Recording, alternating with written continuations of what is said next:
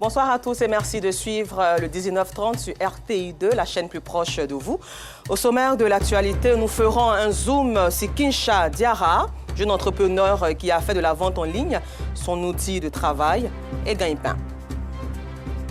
Et puis hors de nos frontières, en Tanzanie, Lundu Stuzu, le président du principal parti d'opposition tanzanien, a été inculpé pour trahison ce jeudi 10 avril. Encore merci à vous d'être des nôtres sur RTI2. Nous passons tout de suite à notre rubrique du jour.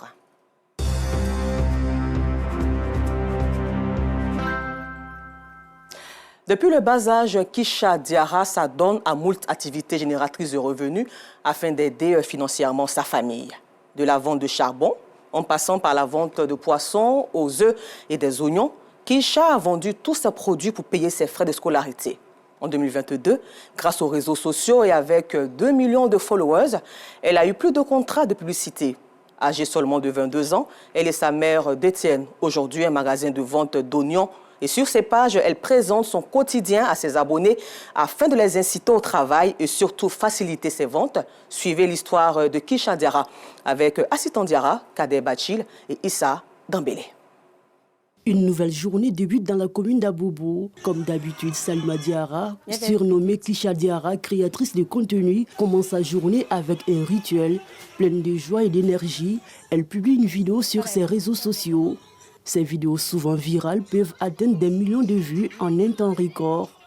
Pourtant, lorsque Kincha s'est lancée dans cette aventure digitale en 2022, son père s'y est farouchement opposé.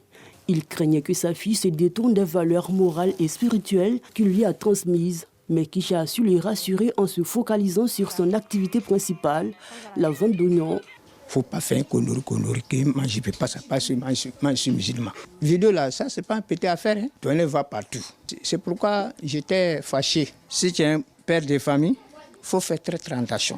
Depuis le commencement de vidéo, elle n'est pas changé de comportement. Tous les matins, avant de se rendre au grand marché d'Abobo, Kincha prend le temps d'écouter les précieux conseils de son père, des recommandations pleines de sagesse qui l'aident à rester concentré malgré les tentations et provocations du monde numérique. Il faut faire très attention. Le palabré là, il ne peut rien trouver. Même si quelqu'un l'a fait, du mal, il ne faut pas lui faire du mal. Après quelques minutes de marche, Kincha rejoint le grand marché d'Abobo. Là, sa mère lui cède sa place. Avec une énergie débordante, la qualité de ses produits et une approche qui lui est propre, Kincha attire rapidement les clients. Même au milieu des étals et des transactions, elle ne perd pas une seconde. Elle filme des séquences de son quotidien qu'elle partage ensuite sur ses différentes pages, dans le but d'inciter les jeunes filles à se lancer dans l'entrepreneuriat. C'est grâce à les oignons que je suis connue aujourd'hui, Kincha Diarra. C'est ma fierté au fait. Tout ce que moi je peux dire à mes camarades, il ne faut jamais abandonner. Difficile pour les abonnés de Kincha de passer par ce marché sans marquer un arrêt chez elle pour faire des achats. Comme je la vois sur les réseaux sociaux, j'étais de passage. Je suis venue pour faire des achats, pour l'encourager. La notoriété de Kincha sur les réseaux sociaux attire du monde, mais derrière ce succès se cache un parcours semé d'embûches. En effet, Kincha Diarra n'est pas à sa première activité commerciale. Étant plus jeune, elle menait déjà plusieurs activités génératrices de revenus afin d'aider ses parents à faire face aux dépenses quotidiennes. Pas beaucoup de personnes pour venir ramasser les poubelles. Donc parfois, je laisse l'école et puis je vais ramasser les poubelles pour venir aider ma maman. Donc après, ça m'a rendu un peu malade. Donc j'ai laissé ça. On a commencé à vendre des charbons. Ça après maintenant, on a commencé à vendre œufs bouillis. On se promène avec ça. Je lui demandais d'aller ramasser les ordures et c'est cet argent qu'on prenait pour manger. Depuis qu'elle est née, elle a toujours été un enfant exemplaire. Malheureusement, en classe de 3e, Kincha a interrompu les cours, faute de moyens financiers. La jeune femme ne s'est pas pourtant découragée. Après avoir accumulé plusieurs emplois, elle a obtenu la somme nécessaire pour reprendre le chemin de l'école. Mais peu de temps après, de nouveau confrontée à un manque de moyens financiers, Kincha a définitivement mis fin à ses études en classe de terminale. Tout le temps, c'est moi je m'en vais à la dernière minute. Je vais trouver que non, ils ont déjà fini de faire premier trimestre ou ça deuxième. Donc j'ai dit, bon, comme j'ai déjà fait le bac et puis ça n'a pas marché, donc je préfère laisser comme ça et puis je vais essayer de venir au marché pour venir me débrouiller. Donc j'ai abandonné l'école parce que ça n'allait pas. C'est le mari de mon ami qui l'a inscrite à l'école. Je n'avais pas les moyens pour le faire. Son père est tout le temps malade et c'est elle qui est notre soutien. Elle fait énormément pour la famille. Forte et résiliente, Kisha s'est lancée alors dans le commerce avec un seul sac d'oignons. Grâce à sa persévérance et le soutien de sa mère, elle a économisé assez d'argent pour ouvrir son propre magasin en 2020. Aujourd'hui, ce magasin contient une centaine de sacs d'oignons et de pommes de terre. Je prenais oignons 100 kilos pour attacher, pour aller me promener avec. Donc, c'est qu'on gagne, c'est ça maintenant, on cotise pour garder. Donc c'est ça que j'ai fait un peu jusqu'à ce qu'on a eu le magasin. C'est près de 800 000 dont on a donné d'abord comme caution. Ces oignons pourris d'abord on prenait pour essayer de bien entretenir et pour venir vendre. C'est avec ça qu'on a commencé. Mais les journées de Kisha ne se limitent pas au marché. Vers 14h, elle passe le relais à sa famille et se rend dans ce salon de beauté au quartier d'Okuy pour sa mise en beauté et ses séances de vidéos. Avec sa maquilleuse, Kisha enchaîne des vidéos rythmées par des pas de danse au son des chansons les plus en vogue.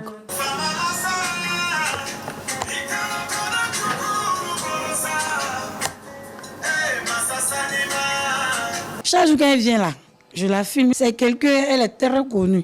Donc tu ne vas pas poster sa vidéo sur sa page et puis tu ne vas pas avoir visibilité. Ce que moi je peux lui dire là, il ne faut pas regarder les réseaux sociaux là. Elle n'a qu'à se concentrer sur son objectif. Ce contenu lui attire de nombreux partenariats. Ces publications dépassent parfois 100 000 vues en quelques heures.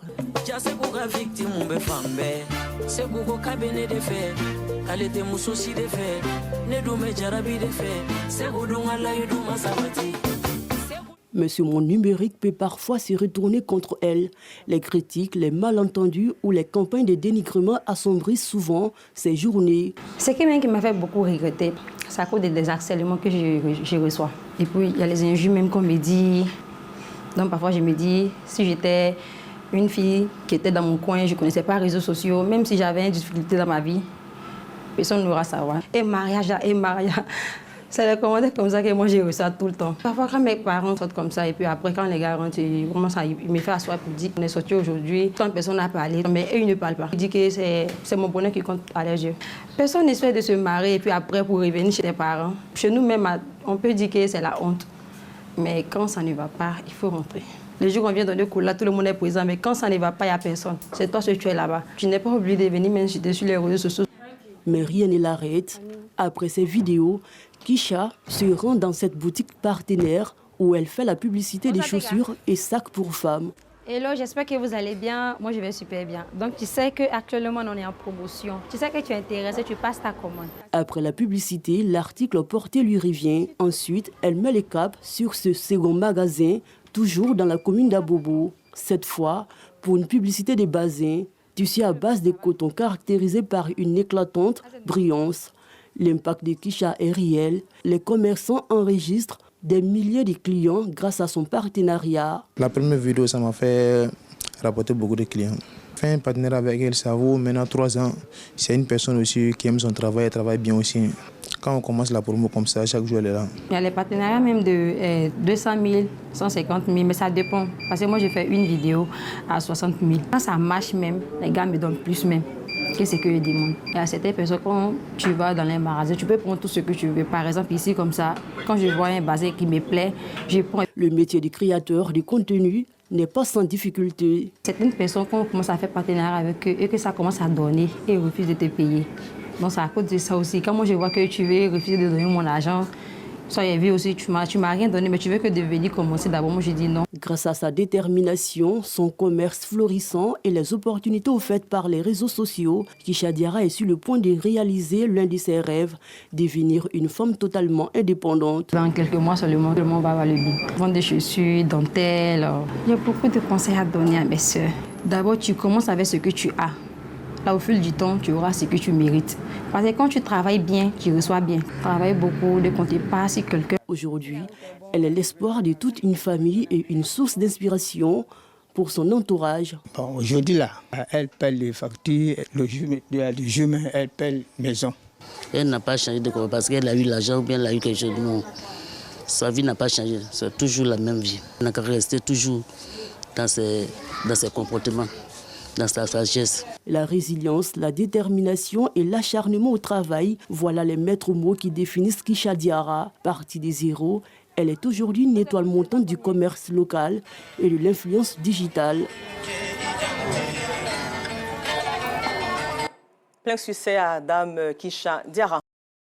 Au chapitre éducation, une partie de l'intersyndical du ministère de l'Éducation nationale et de l'alphabétisation a initié il y a quelques jours un mouvement de grève à l'échelle nationale. Cependant, cette grève n'a pas perturbé le déroulement des cours dans les écoles privées.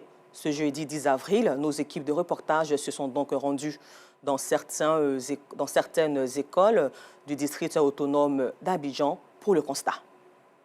Ce jeudi 10 mars 2025, au groupe scolaire Tanon-Namonko, l'ambiance est celle d'une journée ordinaire de classe. Les élèves sont présents, les enseignants aussi.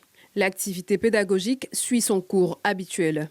Il n'y a rien de spécial dans notre école. Au sein de mon établissement, on n'a pas fait de grève. Tous les élèves, tous les professeurs de mon établissement étaient présents. Jusqu'aujourd'hui, il n'y a pas eu d'interruption du cours. Nous n'avons pas participé à la grève. Nous avons fait nos cours normalement jusqu'à ce jour. Il n'y a pas eu d'interruption parce que je crois savoir que c'est le public qui était en train de faire cette grève. Nous, en tant qu'établissement privé, c'est vrai qu'on est tous dans le domaine de l'éducation, de l'enseignement, mais on ne nous a pas associés à cette grève-là. Nos syndicats n'ont pas participé à la grève, ce qui fait qu'on a continué de faire nos cours. Même constat dans d'autres établissements privés, visités par nos équipes de reportage. La routine scolaire est respectée. C'est le cas au groupe scolaire Mamadou Koulibaly d'Abobo Samake. Aucune perturbation ni irrégularité n'est observée. Le programme scolaire est suivi conformément au calendrier et aux objectifs préétablis, nous dit Kofi Mathieu, directeur de l'école. Il est 12 h, les professeurs ont fini pour la matinée et se préparent pour l'après-midi. Comme vous le constatez, ils sont en salle de prof, ils sont en train de se reposer. Nous, on n'a pas de problème, on continue les cours sans problème. On n'est pas au public, on est au privé, donc nous vaquons à nos occupations. Nous faisons partie de l'éducation nationale, nous assumons notre rôle régalien afin d'atteindre nos objectifs. On ne va pas avancer les dates de l'examen. Donc, quel que soit Alpha, nous allons vaquer à nos occupations pour qu'on puisse atteindre les objectifs que le fondateur nous a assignés. Si certains établissements publics sont paralysés par l'absence de quelques enseignants, les établissements privés, eux, maintiennent la continuité pédagogique. Rappelons que cette grève concerne que l'école publique, mais notre reporter a bien voulu mettre l'accent sur les festivités de cours au privé. Les habitants d'Akeikwa, derrière l'eau ou à Niama et à Djamé, dans la commune d'Anyama, sont confrontés à un problème de voirie. Difficile donc pour eux de rentrer et de sortir de leur quartier. Le mauvais état de la voie accentue les difficultés du quartier et pourtant cette voie donne accès à la Y4. Le témoignage de Georgette Ido Fofana.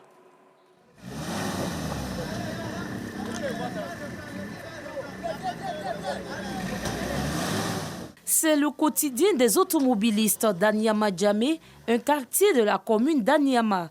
Relié leur cité par Akeikwa village dans la commune d'Abobo, un véritable parcours du combattant.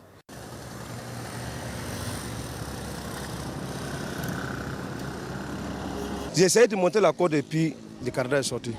Voilà, j'attends le mécanicien qui va venir me défendre et puis je vais monter. Mais c'est une route même qui allie rapidement à Bobo et puis ça peut finir d'embouteillage. En tout cas, on ne sait pas qui peut nous aider. Mais... C'est un calvaire. Un gros calvaire par, je crois, 2 ou 3 fois. Mon véhicule même a failli tomber ici. Vraiment, vivement que l'État pense à nous sur cette voie-là. La descente, il n'y a pas de problème, mais la montée, surtout en saison de pluie, ce n'est pas chose facile. Même pour les véhicules d'urgence, c'est tout un parcours de combattants. La dégradation de la voie provoque des accidents. Les véhicules à 3 roues, seul moyen de transport en commun sur ce tronçon, en font les frais. Par un concours de circonstances, nous assistons à un accident.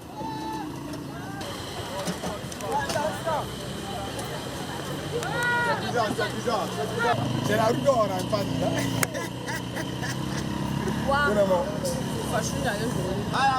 On venait, je ne sais même pas comment le chauffeur s'est arrangé. Tout d'un coup, la voiture allait d'un côté. Non, c'est comme ça qu'on est renversé. Il nous a renversé avec la moto. Ça m'a remué. J'ai peur, j'ai très peur. La route n'est pas bonne, c'est seulement dit. Quand on venait, la moto a trébuché un peu parce qu'il y a un trou, donc on est tombé dedans. La route là nous fatigue beaucoup. Les motos 3 roues, c'est ça qui est sur la voie. L'état de cette voie inquiète de plus en plus les responsables du quartier.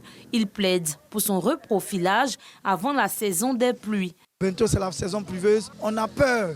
On a peur et comment nos élèves vont sortir, comment la population va regagner la ville. C'est très difficile pour nous. Nous sommes responsables du quartier. On sait combien de fois les gens sont allés taper les casseroles devant nos portes. On sait combien de fois les gens vont crier. Le président parle, le président va vers l'autorité. Mais nous sommes les représentants de l'autorité dans nos quartiers. Donc on sait que l'autorité va quand même penser à nous. Donc Dieu merci. On fait confiance aussi à l'autorité communale. À la mairie d'Anyama, la question est sur la table. Pour le directeur technique, le dossier est en cours de validation. La mairie est à l'écoute vraiment de sa population. Et Madame le maire, vraiment, elle a un programme très vaste pour la commune d'Anyama. La voirie fait partie vraiment de l'une de ses priorités. Cette voie qui est très importante, qui est à Anyama-Djamé, sera reprofilée. Si possible, elle peut avoir le bitumage. Cette voie principale est très convoitée par les usagers car elle donne accès à la Y4 par Anyama et à Keikwa.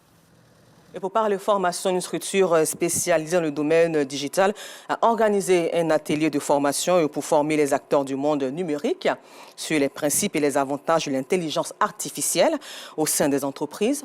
La rencontre s'est tenue dans la commune de Cocody et c'est une vingtaine de participants qui ont pris part à cette rencontre à Sitandiara, Kadebachil. L'intelligence artificielle IA est le regroupement des techniques informatiques qui stimulent l'intelligence humaine dans l'exécution des tâches. Cette technologie permet aux entreprises de réaliser des tâches délicates et fastidieuses dans un temps bien défini. Pour avoir un bon rendement, de nombreuses sociétés font recours à l'IA.